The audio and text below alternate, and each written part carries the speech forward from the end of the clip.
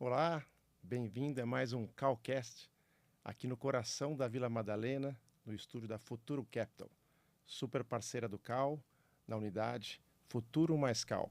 Uma unidade linda, com espaços incríveis e o atendimento e o serviço Cal que nossos parceiros e clientes conhecem muito bem.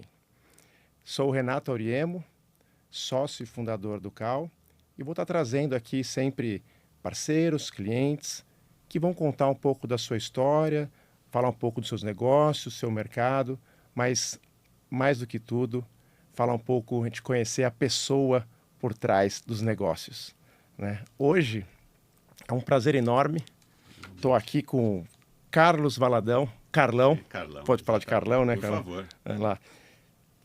Publicitário, empresário, maratonista, vamos explorar um pouquinho essa história do maratonista, e pai da Beatriz. Exatamente.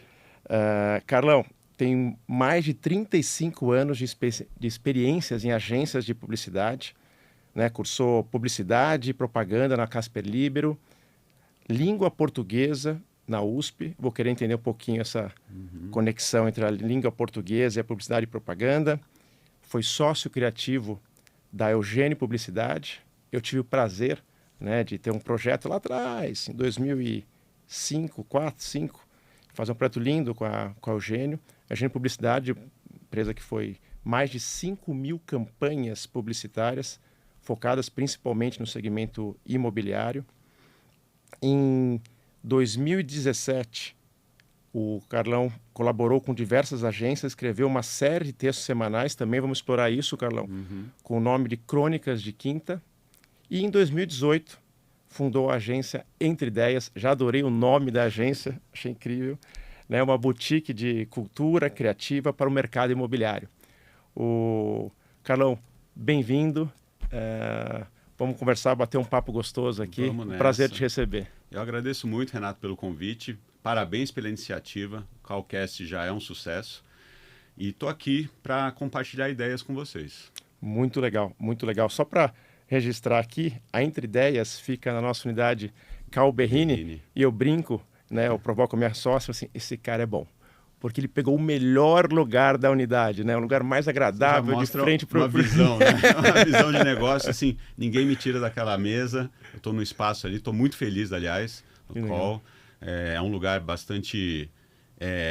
Que respira inovação, né? Então, isso é muito importante para a gente que trabalha com ideias, com criatividade, estar num lugar que te incentive. E o Call é assim.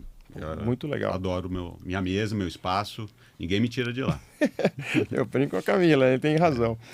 A gente gosta de, para começar, de falar ainda a gente vai falar da Entre Ideias, falar dos negócios, do setor aí, marketing, na parte de publicidade no mercado imobiliário, mas antes a gente quer conhecer a pessoa. Então, um quebra-gelo que a gente brinca aqui de falar um pouco das suas paixões, conhecer um pouco das suas paixões e você contar um pouco da sua história, que eu já tive um spoiler aqui, começa desde pequeno. É verdade. Apesar de que, por exemplo, para eu quebrar o gelo aqui, minhas paixões, eu vou entregar algumas aqui. Eu sou apaixonado por tênis, por viagens, história.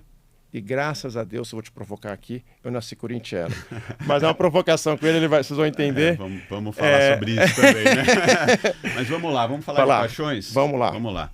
Minha primeira paixão, sem dúvida nenhuma, minha família. Minha esposa Patrícia, minha filha Beatriz, são as grandes conquistas da minha vida, sem dúvida nenhuma. Tenho uma paixão por elas enorme e é o que me motiva todo dia, sem dúvida nenhuma. Tem outras paixões, claro. A corrida é uma delas, né? Então a gente vai falar um pouco sobre maratonas e é uma paixão relativamente recente. Comecei a correr de forma mais regrada há 14 anos, 2011, quando eu entrei numa assessoria de corrida e tudo mudou, né? Depois vamos falar sobre isso, mas é uma grande paixão. Uma paixão que vem desde muito cedo, que é o São Paulo Futebol Clube. Pois é. A nossa fase não é das melhores, tanto São Paulo e Corinthians, mas a gente tem uma história riquíssima. E desde muito pequeno, nasci praticamente dentro do clube. Meus pais já eram sócios do São Paulo. E ali eu descobri essa paixão imensa, que é o futebol, e que é você torcer por algo, e você tá ali no dia a dia, acompanhar, nas vitórias e nas derrotas, você aprende alguma coisa. Então, o São Paulo Futebol Clube é uma grande paixão, mas tem outras, viagem também, coisas ligadas à cultura, por exemplo, literatura, eu gosto muito, leio bastante, assim, dentro das minhas possibilidades de horário, porque é tudo muito corrido, mas a literatura faz parte, artes plásticas, cinema, enfim, cultura, viagens, São Paulo Futebol Clube, corrida e minha família. Se eu pudesse resumir aí para você, algumas paixões são essas. Muito bom, muito bom. E claro, a publicidade, né? Não existe você construir um negócio se você realmente não gosta daquilo que você faz todo dia. Você precisa gostar e ser empreendedor, você precisa ter paixão, né? Não acredito que você consiga criar algo, um negócio, se você realmente não tenha uma paixão por aquilo, que você não queira melhorar todos os dias, né? Então, também tem aí um lado disso. Muito legal, muito legal. Carlão, conta um pouquinho da sua história, trajetória. Pode começar lá do comecinho, do que você fez ligado ao futebol, e aí para mostrar... É legal, eu gosto disso, porque já mostra a veia empreendedora, a veia de uma pessoa ativa, inquieta, vamos chamar assim, acho que dessa forma. Então, desde muito moleque eu já tinha isso, né? Como eu falei aqui, a paixão pelo São Paulo e tudo. E com 13 anos, mais ou menos, 12, 13 anos, eu criei uma torcida organizada do São Paulo. Junto com um grupo da molecada do bairro, né? Os São Paulinos, obviamente, né? E aí a gente criou a TASP, Torcida Adolescente de São Paulo, que tinha ali uns 20, 25 integrantes. A gente esteve presente em boa parte dos jogos do São Paulo no Morumbi na época, em 81, 82, mais ou menos. Fomos campeões, inclusive paulista, naquele ano. Eu lembro bem. Você lembra, lembro, né? Muito bem. Contra um certo time da Zona Leste. E isso já era assim, uma tentativa de inquietude, uma demonstração de inquietude, querendo não apenas participar, mas criar algo diferente, né? Então, naquele momento, não existia uma torcida adolescente, né? Todos eram adultos. Se imaginar hoje um moleque de 12, 13 anos indo para o estádio sozinho é uma coisa preocupante. Isso mesmo. Mas a gente está falando de começo dos anos 80, talvez era uma coisa mais romântica, não que não existisse violência, mas era menos, na minha visão, do que hoje, né? Justo. Então, assim, já mostrava a minha inquietude mesmo de criar algo novo, de querer inovar de alguma forma, sem muito planejamento, é verdade, mas com muita paixão já envolvida, né? Com muitas ideias. Com muitas ideias já envolvidas, exatamente. E aí, conta um pouquinho pra gente essa mistura, pular um pouco o tempo, chegar na sua parte de formação. Sim.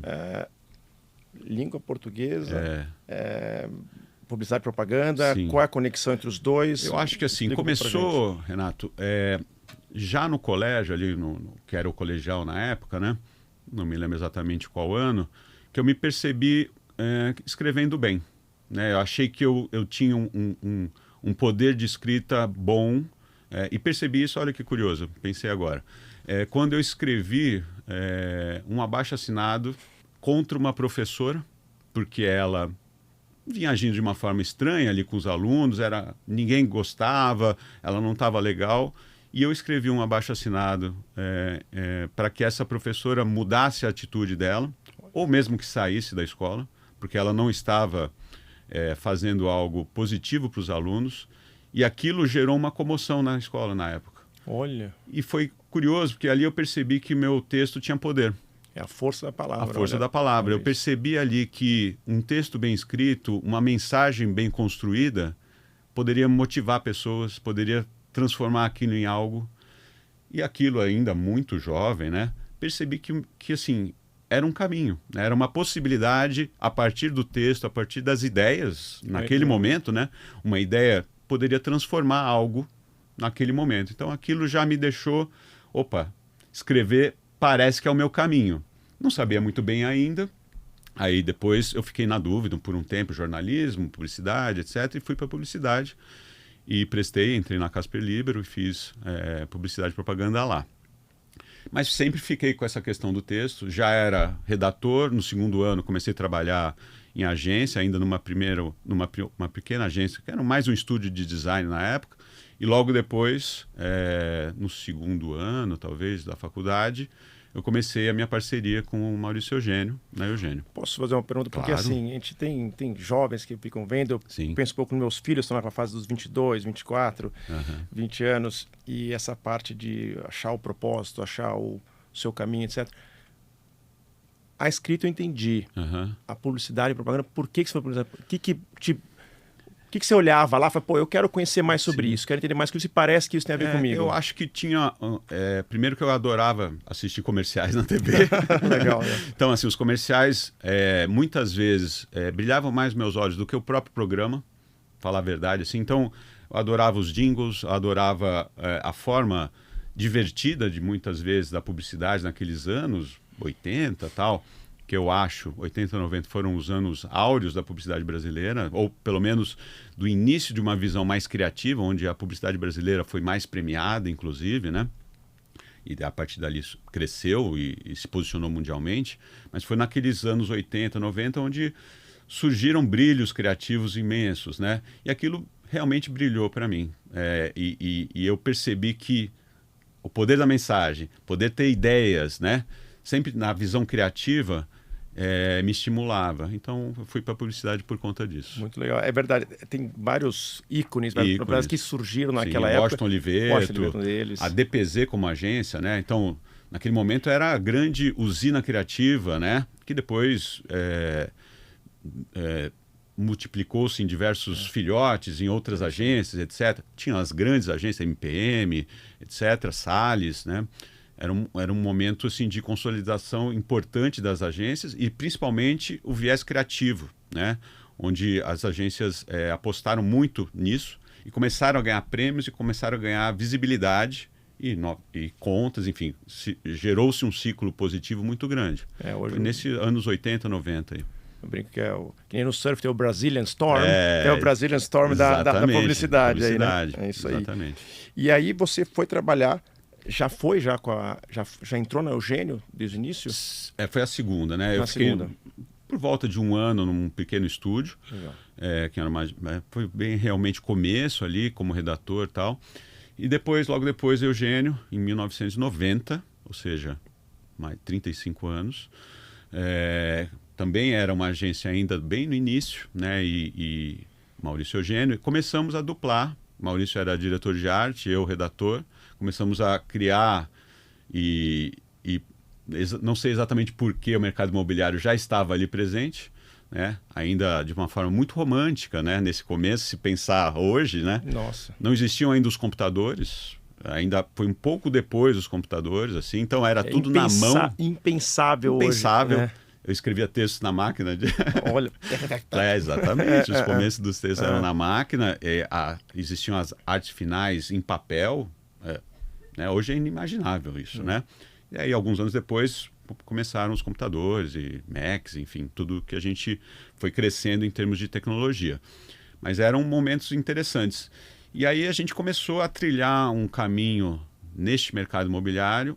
Uma campanha puxou a outra, a gente foi criando um pouco melhor para o mercado, né? Era um momento ainda ali no começo dos anos 90, onde o mercado era, eu diria, fraco do ponto de vista de marketing. As empresas eram tocadas por engenheiros, basicamente, né? Familiares, empresas familiares, né? Especialmente. Justo.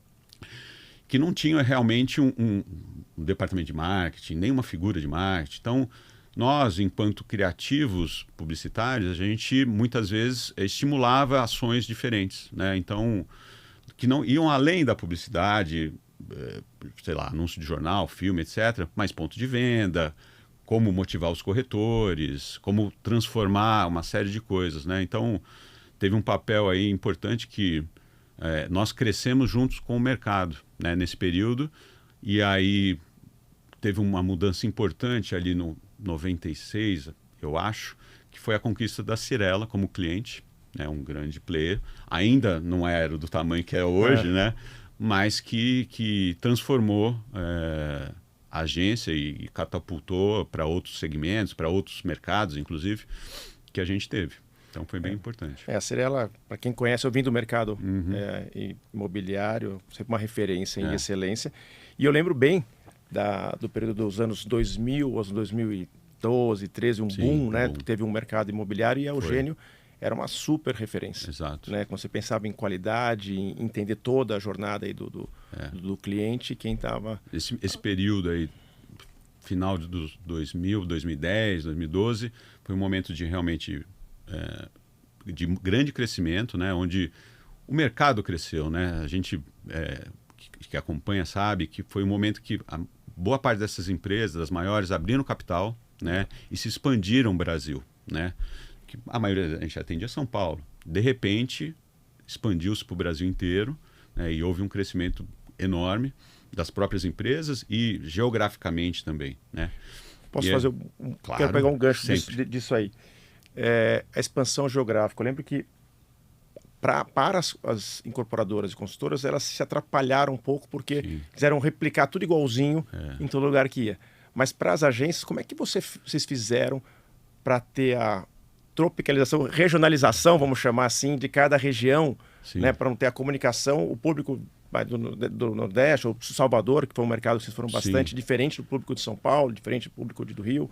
Como é que vocês fizeram? Foi desafiador, né? Acho que do mesmo jeito que as incorporadoras tinham seus desafios, né, de poder entender o mercado local, porque você precisa entender, você não pode levar uma fórmula pronta de São Paulo para fazer um lançamento em São Luís, por exemplo, ou qualquer outra cidade, capital, etc.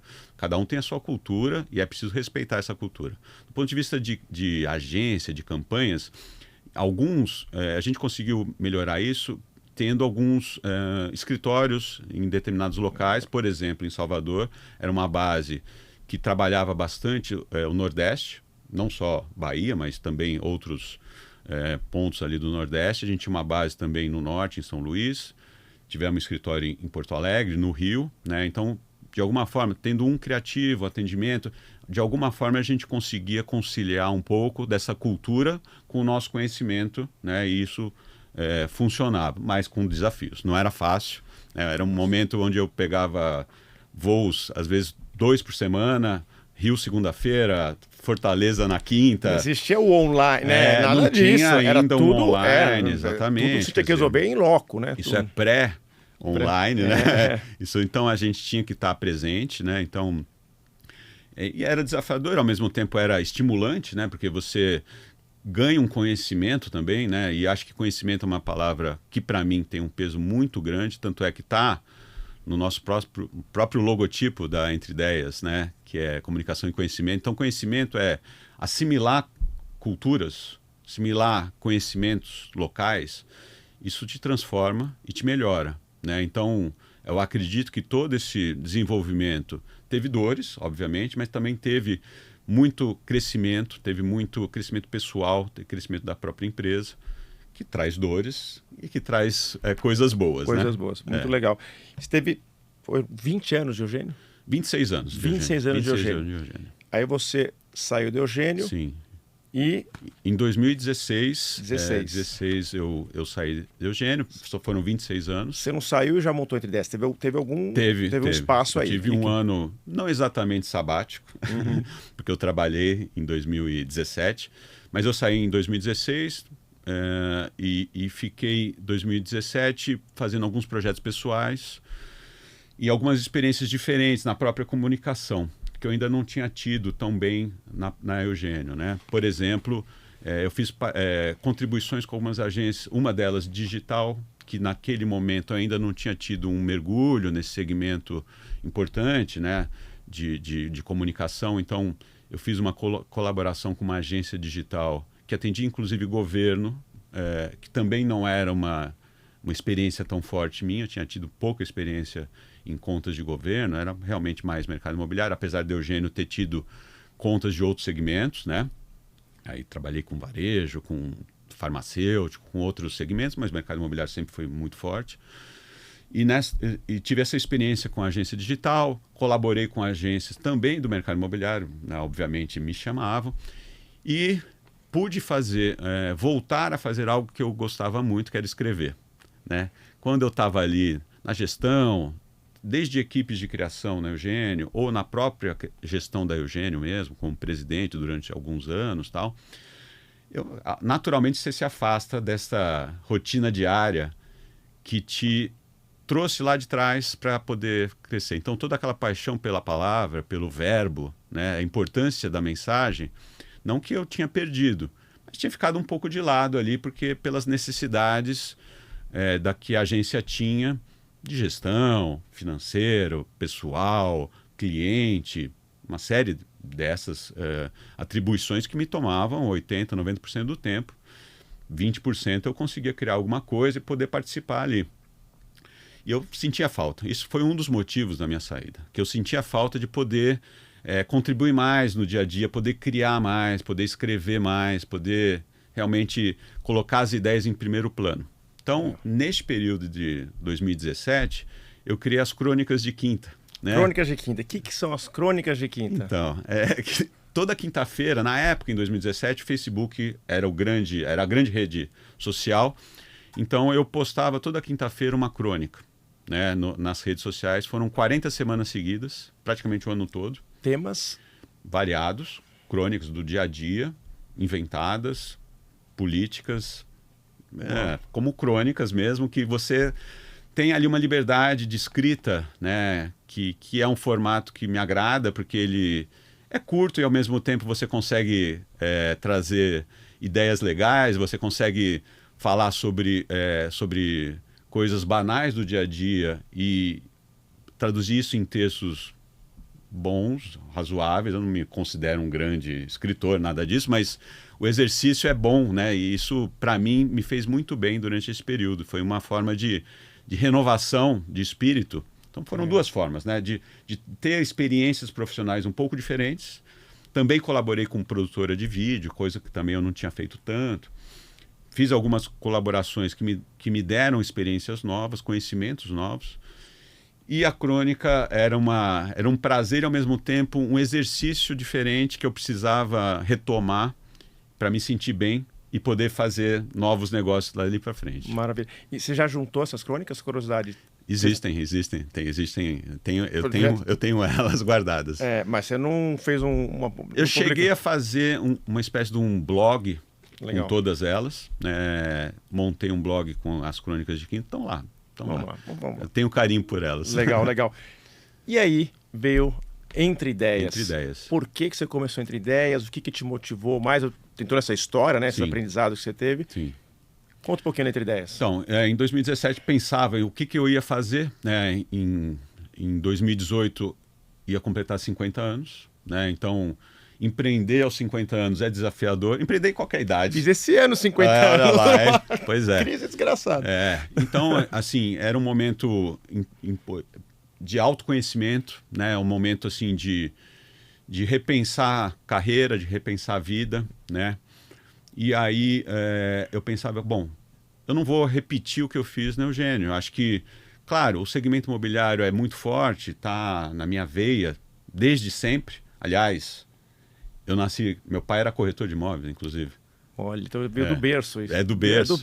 E minha mãe era atendimento de veículo, então era publicitária. Então eu nasci já meio publicitário, meio a genética funcionando. Corretor imobiliário, olha só. Então, criança eu ia em stand já, né? Então, tá desde sempre, isso já existe aqui no meu inconsciente, né? Então, e aí eu queria fazer algo que fosse do segmento onde eu tinha algum conhecimento, né, e poderia fazer a diferença, mas um modelo diferente. Então, Entre Ideias nasce para ser uma boutique criativa de fato, para que fizesse a diferença para um grupo relativamente pequeno de clientes, porque diferentemente da agência anterior, que atendia 40 incorporadores ao mesmo tempo, eu queria criar para 4, 5, 6... e poder fazer a diferença em cada um deles, poder estar no dia a dia de cada um deles, porque isso para mim faz a diferença, para mim como criativo e para o cliente, porque eu posso contribuir mais, eu posso desde o início de cada projeto contribuir na vocação daquele projeto, né? Então, mesmo antes de nome, de campanha, de peças, de comunicação propriamente dito, eu contribuo muitas vezes para vocacionar, né? Então, criação, a gente vai seguir aqui por caminho, vamos dizer, com uma temática portuguesa, ou vamos trazer mais a questão da natureza, né? E de que forma fazer isso, né? Então, é possível, hoje eu tenho um pouco mais de tempo de mergulhar mais em cada projeto, né? E poder contribuir mais, né? Criativamente. Eu gosto muito disso, você fala, porque assim, o mundo não só da sua área da propaganda, publicidade, mudou completamente do início lá dos anos 2000. Muito. Tecnologias, sim. Todo dia sai uma tecnologia nova, mas nunca foi tão importante o fator humano. Sim. Às vezes a gente pega a melhor empresa, uma maior empresa do mundo, só que quem te atende não é o melhor profissional. E quem está na linha de frente, quem realmente está interagindo com o seu projeto, com o seu produto, realmente faz toda a diferença. Eu acredito nisso, Renato. Acredito porque, na minha experiência, nesses 35 anos trabalhando, ao fim do dia é o contato com a pessoa que faz a diferença. Né? É o que ela te responde, te entrega em termos de trabalho, de respostas, de ideias, obviamente, que é com que eu trabalho especialmente. Então, eu acredito mesmo nisso. Né? E se você tem um grupo enorme de clientes e de pessoas e de profissionais, não que está errado, mas você não vai ter a mesma interação que você vai ter nesse modelo. E hoje a tecnologia ajuda nisso. Né? Então, um WhatsApp, por exemplo, você está em contato permanente com o cliente ou com a pessoa decisória, isso imediato. Vídeos, né? Call, e-mail, enfim. Existem diversas ferramentas, né, tecnológicas que te colocam frente a frente com o cliente na mesma hora. Né? Você não precisa estar presencialmente, mas você está sempre ao lado do cliente. E presencialmente também, né? Porque eu acredito no nosso segmento, falando sobre o mercado imobiliário, que é preciso botar o pé no terreno. Né? Se você não estiver lá, se você não sentir, e eu faço isso assim sempre, entendeu? Semanalmente, eu vou aos terrenos, eu vou aos estandes, eu vou onde serão os lançamentos para poder entender, porque assim, muita gente fala, mercado imobiliário faz comunicação muito parecida, muito igual, e não é verdade, assim, porque você precisa fazer diferença. Eu pelo menos acredito nisso, porque não existe dois endereços iguais. Não existem dois endereços iguais. Você pode até, tem clientes que fazem projetos em escala iguais, né? Talvez no segmento econômico faz alguma coisa assim. Mesmo assim, os endereços não são iguais. Né? Então não existe... O cliente é outro, o público é outro, a forma de comunicação é outra. E o endereço é outro. Né? Assim, impossível construir dois edifícios no mesmo endereço. Né? Pode ser na mesma rua, bairro pode ser parecido. Enfim, eu acredito na diferenciação, eu acredito que o nosso exercício diário é criar essas diferenças para o segmento, criar posicionamentos diferentes, identidades diferentes, nomes diferentes, marcas diferentes, key visuals diferentes, né? E daí desdobrar para os mais variados canais, né? Seja digitais, off, ponto de venda, endomarketing, porque tem uma figura que é fundamental no nosso segmento, que é o corretor de imóveis. Não é porque eu sou filho de corretor. Puxando essa linha. Pois é. Justo. Mas é uma figura que muitas vezes é maltratada. É preciso dizer aqui, porque muitas vezes se entende o corretor de imóveis como uma figura que atrapalha e que, para mim, é exatamente o contrário. Ele que movimenta o mercado imobiliário. Ele é a ponta, ele é a figura mais importante nesse ecossistema, na minha visão, porque se o corretor estiver mal preparado, desmotivado, enfim, se ele não estiver ali, não tem venda. Eu não acredito numa venda ainda 100% digital. As ferramentas digitais são muito importantes, não estou dizendo que não sejam. Mas, de novo, voltamos para a figura humana. Figura humana. Né? Eu falo do mercado imobiliário, porque todo empreendimento que eu ia fazer, eu gostava de ir até o terreno. Andava, e não ficava só olhando. Andava, dava a volta no quarteirão, vê a região, vê o que tem em torno, vai em horários diferentes, sente o que é. Porque às vezes você vai num lugar que sábado ele tem uma feira, tem não sei o que, tem uma vibração diferente. Durante a semana tem mais calmo, mais tranquilo. Depende do imóvel, isso é importante em momentos diferentes. Nessas visitas de terreno, eu gosto muito de conversar.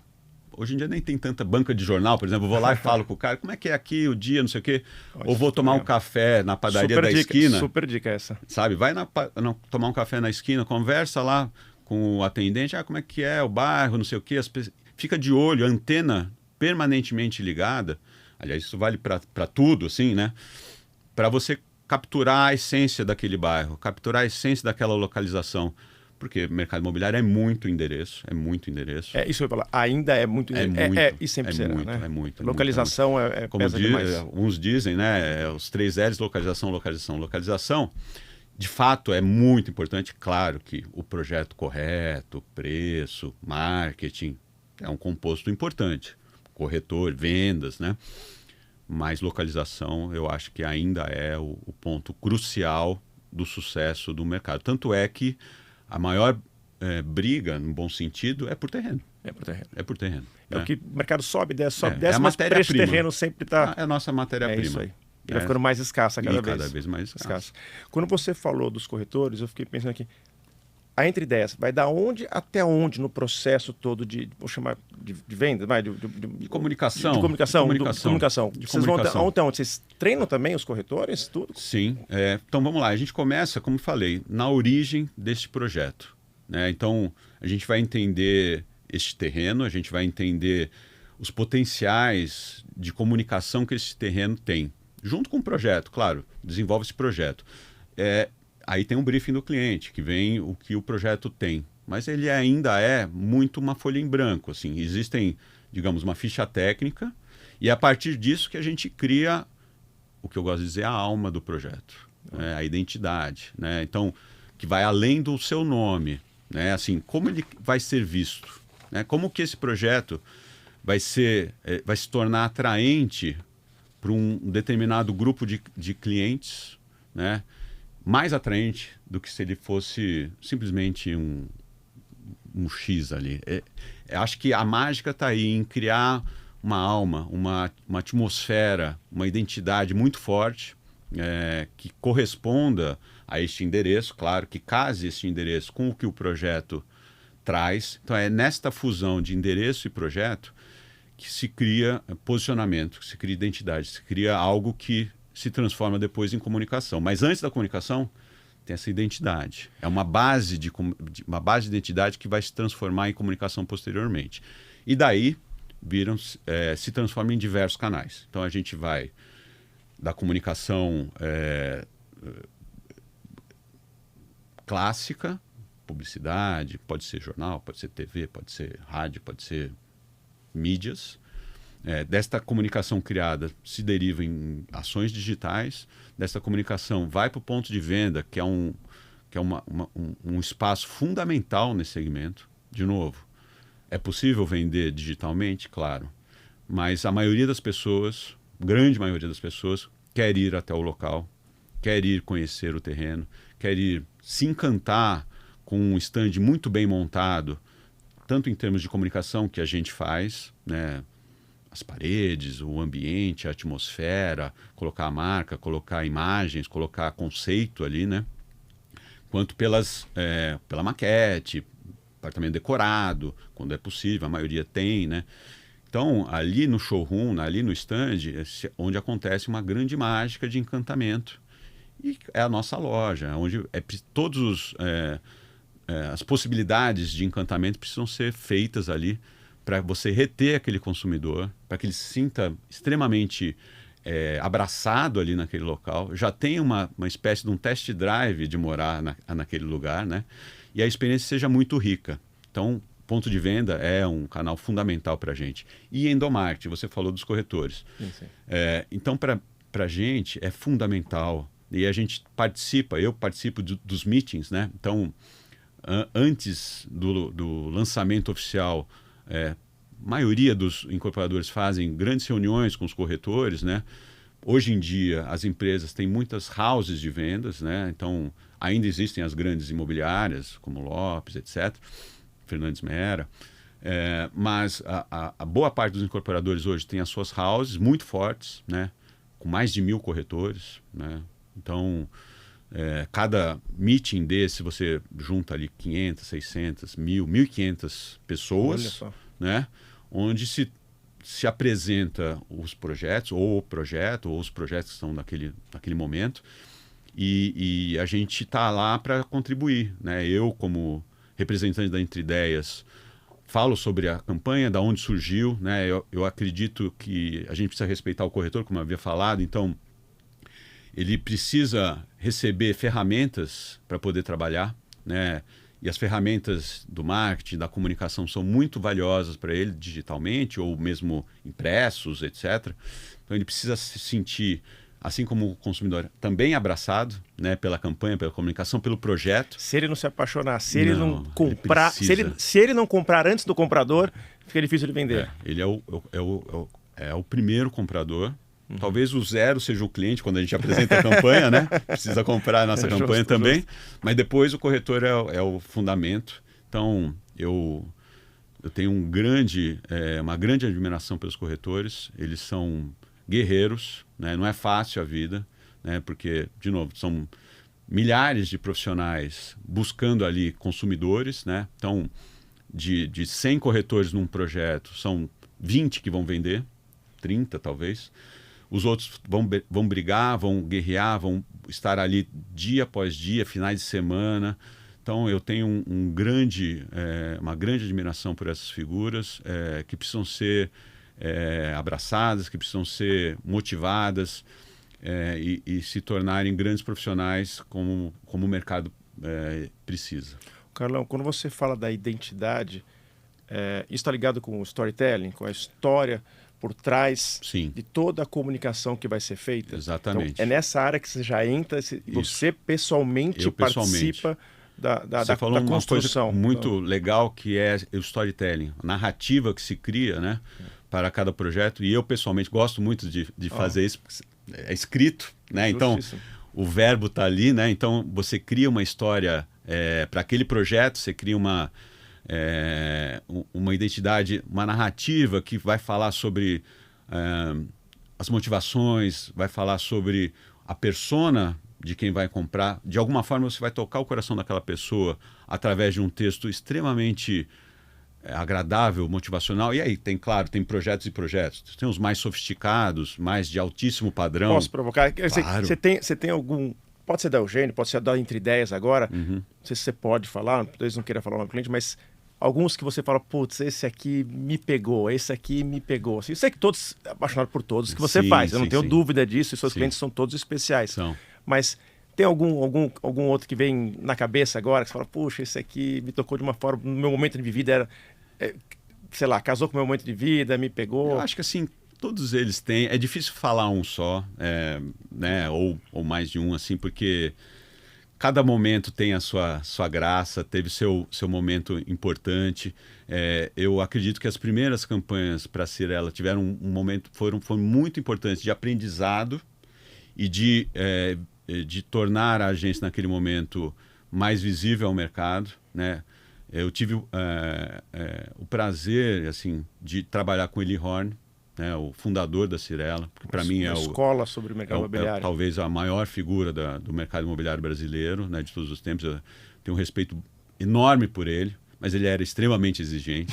Não era fácil. Conheço algumas pessoas que trabalham com ele. Não era fácil, mas ao mesmo tempo, assim, era de um ensinamento e de uma sabedoria muito grande. Então foram 20 anos criando para a Cyrela.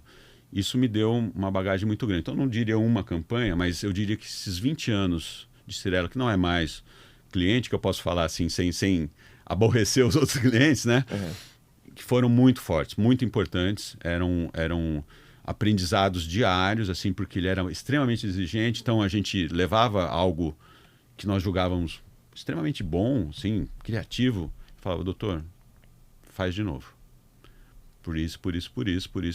E falar, puxa vida, né? Ele enxergou isso, né? Então ele tem, né, uma visão acima do normal, assim, e alguns momentos típicos. Ele era extremamente exigente. Eu me lembro de uma reunião, ele fazia reuniões qualquer dia, qualquer horário, né? Então, uma reunião num domingo, 6 da manhã, né? Na sede da Cyrela. E aí eu cheguei, a gente sabe a exigência dele, daí cheguei um pouquinho antes, fui tomar um café na salinha do lado e entrei na sala de reunião 6:02 e, doutor Carlão, 2 minutos atrasado, doutor Carlão. Então eu adoro essa história. Só para ter uma pílula do que era, né? Então assim, atrasado, doutor Carlão, 6:02 do domingo, né? Então, assim, era desafiador, era difícil, né? Fica puto, normal, né? Somos humanos. Mas, ao mesmo tempo, era extremamente engrandecedor profissionalmente e as mensagens que ele deixava foram riquíssimas e que me transformaram, assim, profissionalmente. Então, acho que é uma campanha. Teve uma campanha, lembrando agora, que também acho que eu posso citar, porque não é exatamente do mercado imobiliário. A gente atendia múltipla de shoppings, né? E a gente fazia lançamento dos shoppings, né? Não a campanha do shopping no dia a dia, mas o lançamento dos shoppings para captar lojistas, né? Foi uma campanha importante que a gente fez ali e eu tive o privilégio de fazer uma campanha com a Nicole Kidman, com a atriz, né? Em 2010. E levei inclusive a camisa, na época era junho, Copa do Mundo, levei a camisa da seleção para a Nicole e foi uma experiência muito rica assim, de fazer uma campanha com uma atriz, um personagem mundial como ela, né? Então foi uma experiência riquíssima. Também tem casos divertidos ali no meio do caminho, né? Por exemplo, um dia antes da filmagem tinha prova de roupa, né? É natural, isso é normal em todas as produções e tal. E aí ela tinha algumas questões, tal, algumas exigências, natural, né? Uma estrela de Hollywood, do tamanho dela. Aí ela queria que fosse numa suíte presidencial do hotel, fechou a suíte presidencial, e aí só poderia subir 2 pessoas, eu e mais uma pessoa. E minha esposa foi, a gente filmou em Nashville, nos Estados Unidos, né? Porque ela morava em Nashville. Então, uma das exigências era que... Você filmou lá, fizeram lá a campanha aqui. Tudo legal. Em chroma key. Depois a gente aplicou a Nicole em Rio, né? Porque foi um lançamento no Rio de Janeiro. Mas foi feito tudo lá, foi uma produção gigante, né? E aí, assim, não, Nicole, só você pode subir para a suíte presidencial com ela. Imagina a minha esposa lá, né? E aí foi divertido, né? Assim, em parte. E aí isso foi muito legal, porque eu tive ali, ela uma figura ótima, simples de trabalhar, todo o aparato por trás era difícil, empresários, advogados, etc., causavam dificuldade, mas ela em si, uma figura extremamente profissional, bacana, então foi um contato próximo dela por 2 dias ali de produção, né? E foi bem interessante. Então, foi uma campanha, foi legal de fazer. Muito legal isso. Às vezes a gente tem que... Village Mall. Village Mall. Village Mall. Perfeito. O nome do shopping. Perfeito. Você falou dos aprendizados, né? Sim. O que você trouxe para Entre Ideias de aprendizado, todos esses 20 e tantos anos que você teve, não só como na parte técnica, na parte prática, mas na parte pessoal, na parte empresarial, na parte criativa, pessoal e empresarial para Entre Ideias. Sim. Queria que você falasse um pouco disso, pegando um gancho. E o que mudou? Quais são as principais diferenças do mercado hoje, em termos de tecnologia, de comunicação, de público, formas de se comunicar versus o começo, quando você começou? O mercado mudou demais, né? Desde o início, quando a gente começou, é um mercado extremamente profissional, né? Era, como falei, era muito tocado por empresas familiares, de engenheiros, basicamente. E hoje em dia são grandes empresas, né? Os incorporadores, de uma forma geral, têm estruturas fortíssimas, inclusive no marketing, onde a gente tem. E aí todo o ecossistema de um lançamento imobiliário se tornou extremamente profissional, né? E claro, eu trouxe um conhecimento desses 35 anos, seja de um exercício criativo, né? Que é um acumulado de experiências, né? Então, eu acredito muito, como falei, em conhecimento. Então, nesses 35 anos eu aprendi muito, né? E, em termos de criatividade, de respeito, de disciplina, né? Que eu trago também da maratona, né? Que a gente vai falar. Vamos falar daqui a pouquinho. Que que também me forjou para trazer, para ser o profissional que eu sou hoje, né? Que eu procuro trabalhar. Humildade também, que eu aprendi também muito nesses anos todos, de você saber que o seu trabalho precisa colaborar com o cliente. Eu não sei mais do que ninguém, nem no meu time, nem em relação ao meu time, muito menos em relação ao cliente. Então, humildade sempre para aprender, para ouvir, para entender quando você está errado, né? Para você mudar quando você tem algo que não está funcionando. Então, eu acredito que essa humildade é algo que eu aprendi durante esse tempo todo e que eu procuro no dia a dia estabelecer. E acredito também um conhecimento nesse período todo de você criar um ambiente positivo, tá? Eu acredito muito nisso para você poder ter resultados criativos melhores, porque a criatividade, que é a minha base, a minha matéria-prima, né? Você precisa ter um ambiente positivo, não tóxico, digamos assim, né?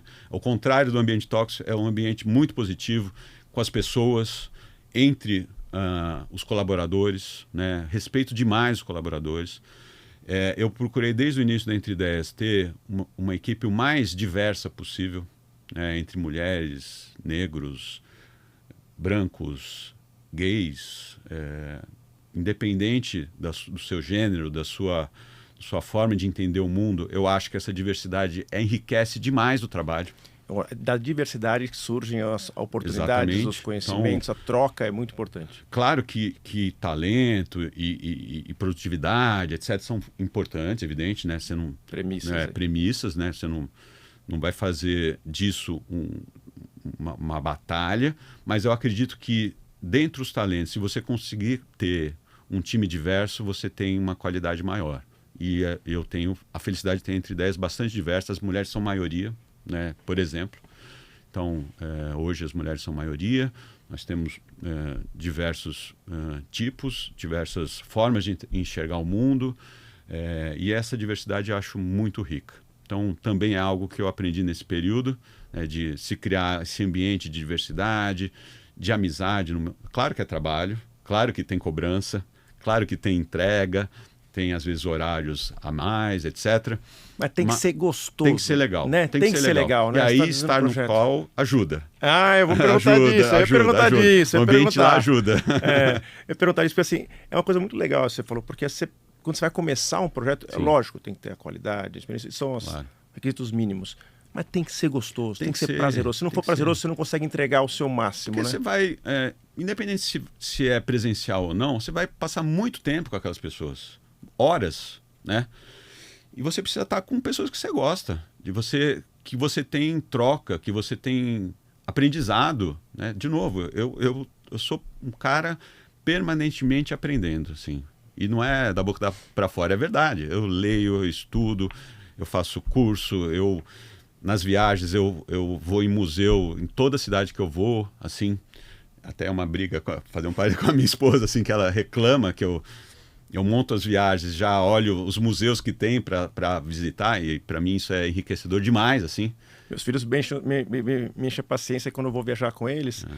Eu falo, pô, pai, tá todo mundo vendo os museus, não sei o quê, e você fica vendo prédio em construção? É tudo igual? Eu falei, não, olha como ele tá fazendo aquilo. Pô, mas pai, que legal a viga. Pois nada demais, aquela é igual a todo lugar. Então, mas assim, então é um aprendizado constante.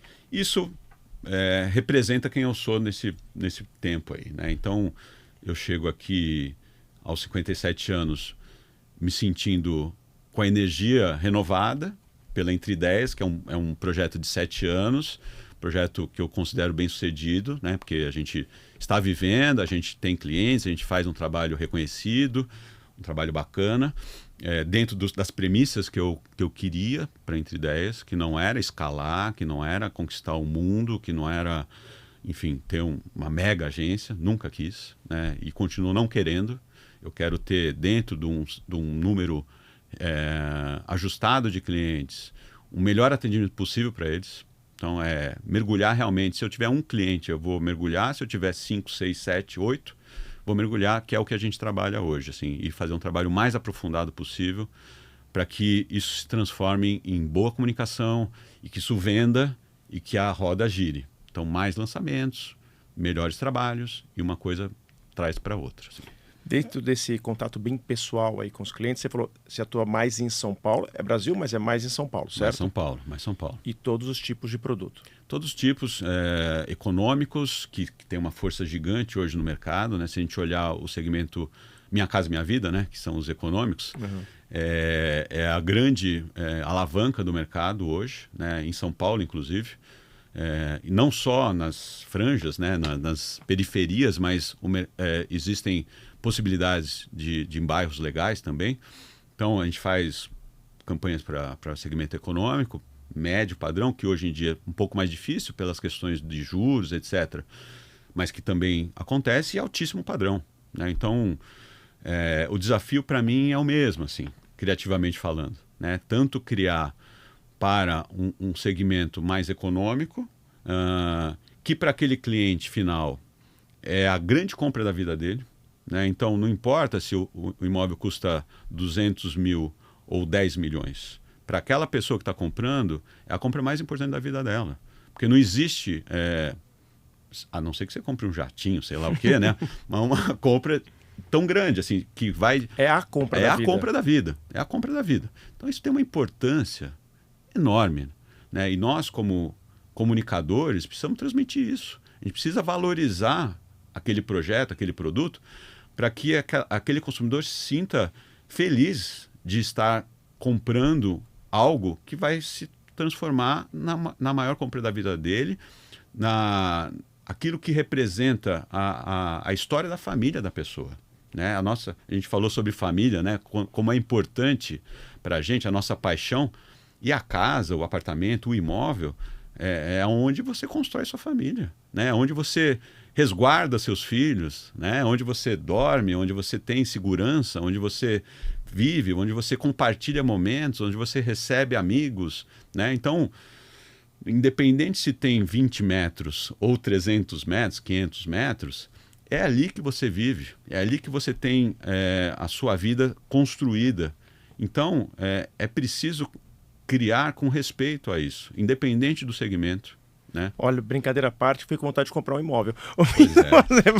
Eu acho que eu entendo um pouquinho de vender disso. Posso fazer uma provocação, que é o Claro. seguinte.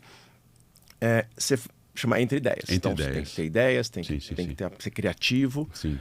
Qual o papel do ambiente de trabalho, puxar um pouquinho para cá, do ambiente de trabalho? Vocês estão, como eu brinquei, e é verdade, e é minha opinião, e assim eu falo para Camila, vocês estão no melhor lugar da nossa unidade do Carl Berrini, quer dizer, só para vocês entenderem, ele está num lugar que a vista da mesa dele é um jardim bonito, com árvores grandes, etc. E ele já brincou, a gente já tentou, falou assim, provocar ele, falou, daqui eu não saio. É verdade, vou olhar para aquela câmera e falar, não me tire de lá, hein? Dali eu não saio, estou na posição ali no Carl Berrini, acredito que é a melhor, né?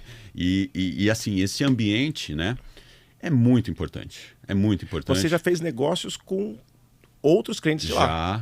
Já. Então, além do ambiente positivo para os nossos colaboradores e a gente poder fazer brainstorm e criar junto e ter essa relação entre as pessoas, também fazer a relação com outras empresas, né? No qual existem empresas de diversos segmentos, né?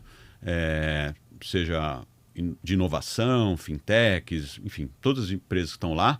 Isso é muito rico para a gente poder fazer relacionamento, mesmo que não seja gerar um negócio imediato, mas você aprende, de novo, muita coisa com as empresas de tecnologia, com as empresas de inovação.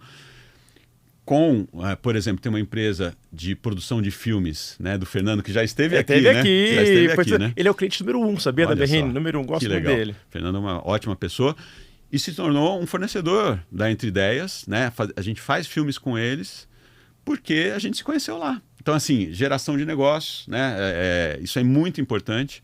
Então, uma atmosfera positiva de trabalho é muito importante, né? Presencial, então, nem se fala.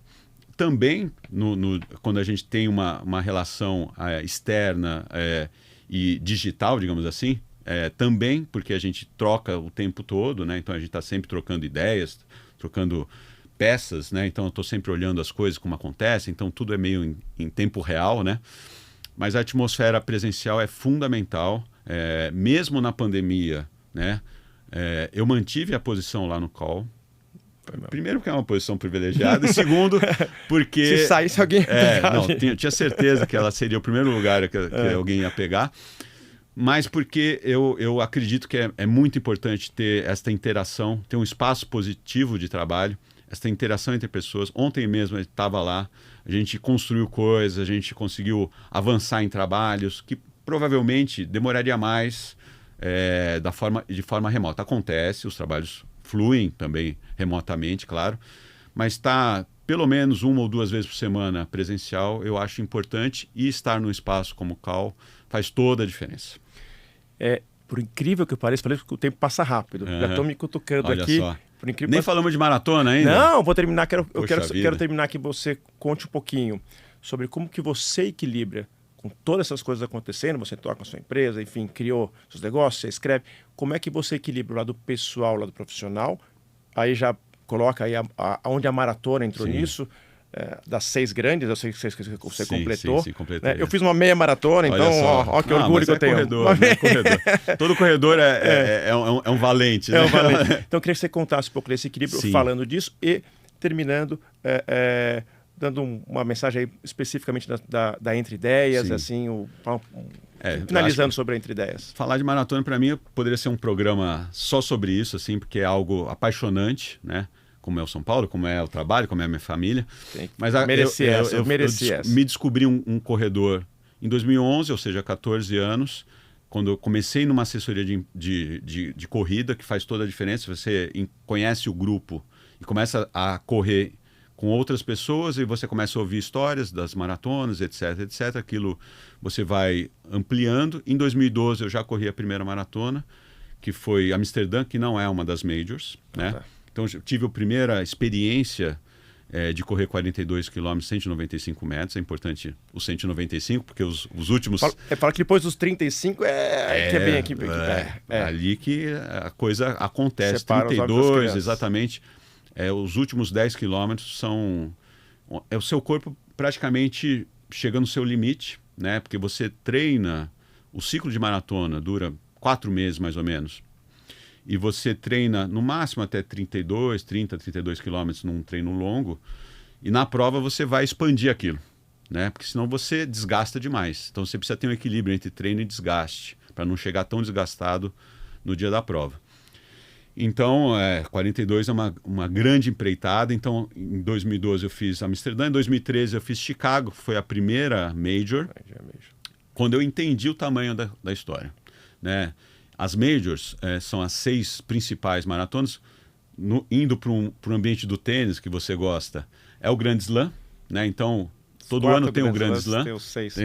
Tem as 6 majors. Então, para quem é do tênis, entende bem, estamos falando de 6 principais provas do mundo, né? E participar disso é uma experiência surreal, assim, porque tem o desafio de correr os 42, que para qualquer um para os quenianos que correm em 2 horas e pouco, para quem corre 3, 4 horas também, mais ainda, né? Os quenianos falam, o herói é você que corre 4 horas, não eu que corro 2. Como você consegue correr 3, 4 horas? Deve falar, né? Então, e aí você entende a dimensão daquilo, porque talvez a maratona, tenho quase certeza que seja o único esporte onde amadores como eu podem participar do mesmo evento dos maiores do mundo. Então, eu competi sendo um amador, um corredor. Eu estaria jogando o tênis em Wimbledon. Exatamente. Imagina você participando de Wimbledon, batendo uma bola com o Nadal. Difícil. Impossível, vai. Né? Assim, não tem como você entrar, né? Na maratona tem. É o único esporte onde você está no mesmo evento dos maiores. Você está competindo no campeonato mundial. A sensação é de estar numa Olimpíada. E você tem torcida o trajeto inteiro, né? Fora toda a organização absurda, né? Então, é uma organização de nível mundial. Estamos falando de campeonato mundial, né? Então, você participa disso. É muito emocionante, porque você tem torcida, o percurso inteiro são 42 quilômetros de pessoas berrando, torcendo, com cartazes. E muitos correm, eu também, com o nome Carlos aqui. Então, Gol Carlos! Então, pessoas berram para você, né? E aquilo te estimula muito, né? E você tem, durante aquelas 4 horas ali, mais ou menos em média, né?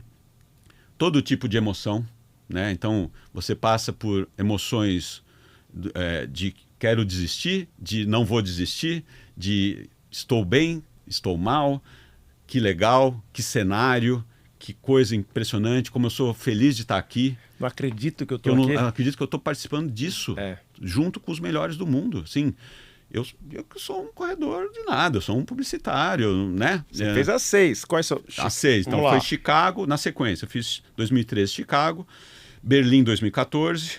Aí 2015 eu não fiz, porque eu fiz Tóquio em 16, que é no comecinho do ano, fevereiro. No mesmo ano, em 16, eu fiz Nova York. Aí em 18 eu fiz Londres, aí veio pandemia. Aí eu completei o ano passado, 2024, Boston. Teve alguma preferida? Curiosidade. Cara, Difícil. cada uma delas cada uma tem a sua característica, a sua graça, o seu momento, né? Então, por exemplo, Nova York, né? É uma prova absurda, Foi agora, cenário. né? Desse ano foi agora há pouco. Normalmente é a última do ano Tá. das majors, né? É um cenário, toca o hino na abertura, canhão, aquela coisa de americano fazer o show, ninguém bate, né? Então é um show, o permanente. Você passa pelos bairros, né? Então você atravessa a ponte para ir do Brooklyn para Manhattan, para o Queens, para o Bronx e volta e tal. É incrível, só que foi em novembro de 2016. Eu saí da Eugênio em outubro de 2016 e eu estava num momento de transição. Então, eu não estava no meu melhor momento de treino emocional, né? Estava num momento ainda, né, daquele momento de ruptura, né? De 26 anos de sociedade, de tal.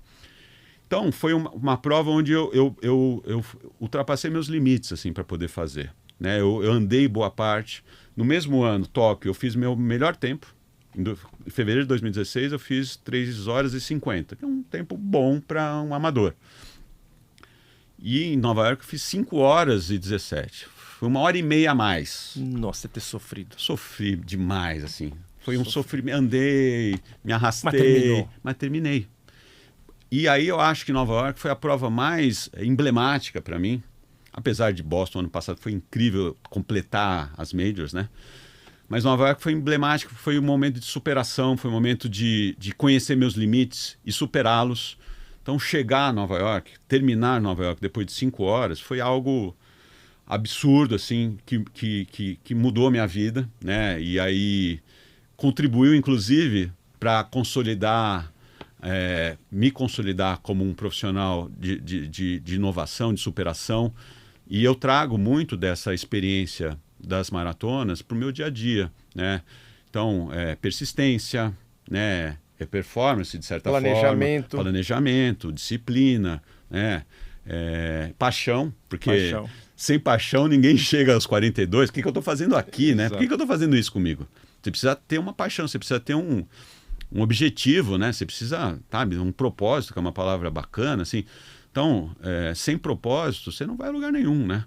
Isso vale para o trabalho, isso vale para a maratona, isso vale para a sua vida. Então, encontrar esse propósito, encontrar este caminho e seguir nele, não desistir, eu acho que é algo importante. E aí já engatando, né? O que eu posso dizer, assim, para as pessoas é isso, quer dizer, persistência. Até de vez em quando faço algumas palestras, né? E o marqueteiro sempre cria, né? Os 3 P's, os 3 não sei o quê. Eu tenho os meus 3 P's, que são persistência, performance e paixão.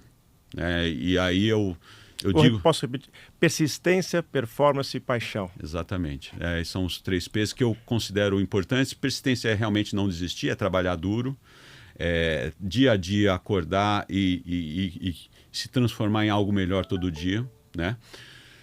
Performance é realmente entregar aquilo que você se propõe a fazer, né? Então, seja na corrida, seja no trabalho, você procurar fazer muito bem feito aquilo que você se dedica, seja criar campanhas, escrever, no meu caso, né? Ou qualquer outra área do segmento, e manter essa chama da paixão sempre acesa, sempre encontrar esse propósito e mantê-lo aceso, manter isso da criança que eu era lá atrás, apaixonada pelos comerciais, manter até hoje esse brilho no olho de fazer, quando eu tenho uma campanha que o cliente aprova e que eu acredito que aquilo ficou legal, isso é uma energia muito positiva. É uma endorfina igual a da corrida. Então é mais ou menos isso, Renato. Oh, que legal. Vou pôr o quarto P, que é positividade. Positividade também. No seu. É.